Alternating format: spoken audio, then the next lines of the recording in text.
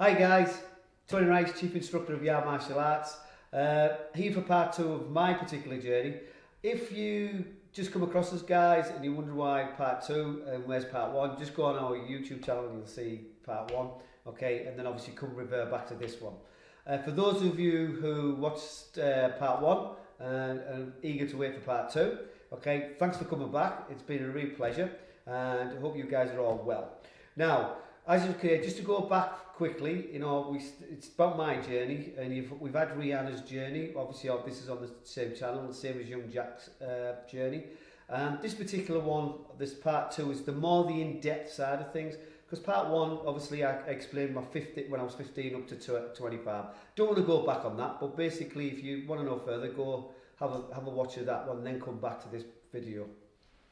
Right, so obviously, in part 1 I finished off where I sort of come away from the martial arts and took up long distance run. Did that for a few years.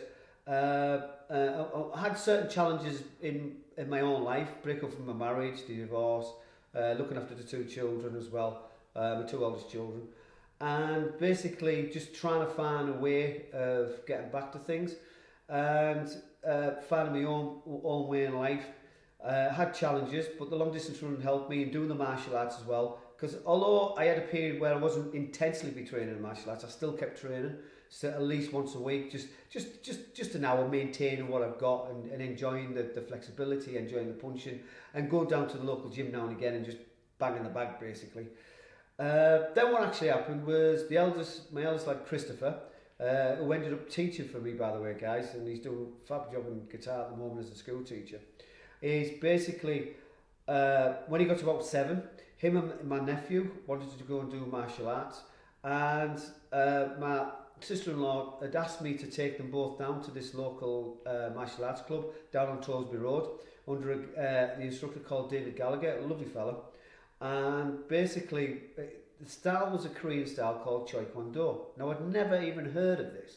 Obviously you got Taekwondo, and other condos and this, that and the other, but as the Choi Kwon Do, I'd never seen it. So anyway, sat down and just let the 2 children go off and practice under David. It was a nice little club. It wasn't big, just nice little, about 30, 40, 50 members he had.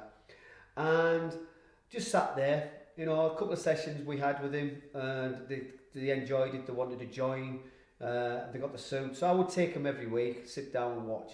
And then David just got talking to me and just said, you know, have you ever fancied doing it? And I said, oh, I used to do it.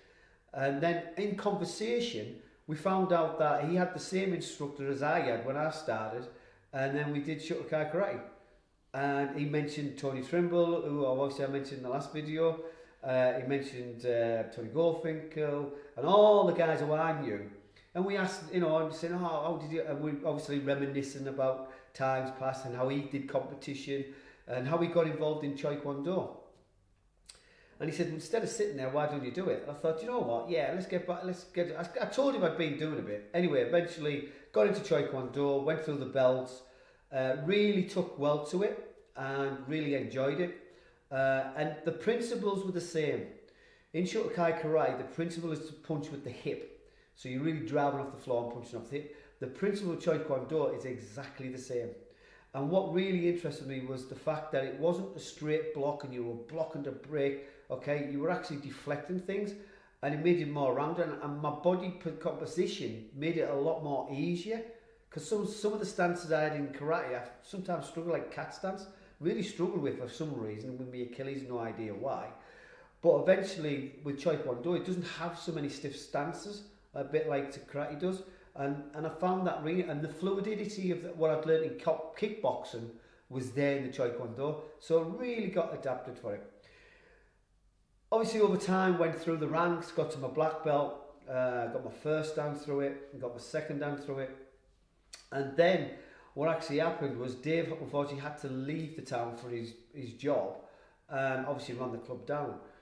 Then what was left was 6 children, 2 adults, and the 2 adults who were black belts themselves wanted me to teach because of the extra little knowledge I had in regards to the kickboxing and different drills and what I'd learned in karate and what have you. So we said, okay, then let's do it once a week. So we found a little church hall down in St Edwards on down just in the top end of Linthorpe Road. and St Edward's Roman Catholic Church. And basically we found the church hall and we thought, oh, we'll light it once a week, just to, you know, like the 6 children to us, because I knew all the parents of the 6 children. And they said, oh, okay, would you teach them? I said, yeah. So we said, okay, we'll have to do it properly. And we did it. The second week, unbeknownst to me, the church hall, the church had put a little advert in their little newsletter saying that I was actually giving lessons, and over 20 odd kids turned up out the blue. And it was like, oh, right, I suppose I'd better do this properly. So it was a little bit of a jump from being, okay, teaching 1 hour a week, and the next thing it exploded into something really big, and we became really popular in the local area, and we ended up going from once a week within a year and a bit, going from once a week to nearly 4 times a week. And I thought, right, we really need to get this done properly. I need to build the systems, because I didn't know how to run a business. I didn't really know anything about admin, because all my jobs were being hand-on. I knew a bit of admin, but actually to run a martial arts school, it was like, okay, I need to learn. That's when we came across a company called Education Funding Company. They're still going today, and basically they were like a billing company, and instead of paying pay-as-you-go money that your clients would pay, like most of you do today who are connected to Yarm Martial Arts, pay monthly.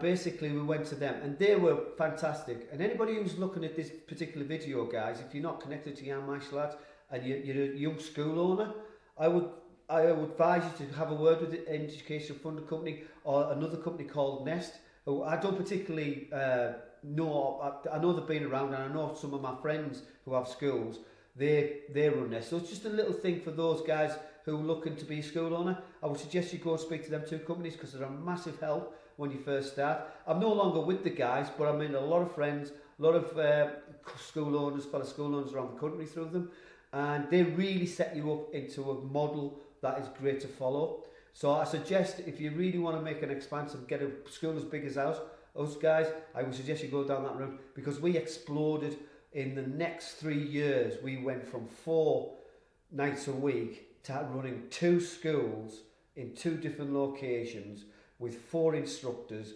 and absolutely it just exploded. And then what actually happened, Conyers School up in Yarm, they approached us about being their resident martial arts academy.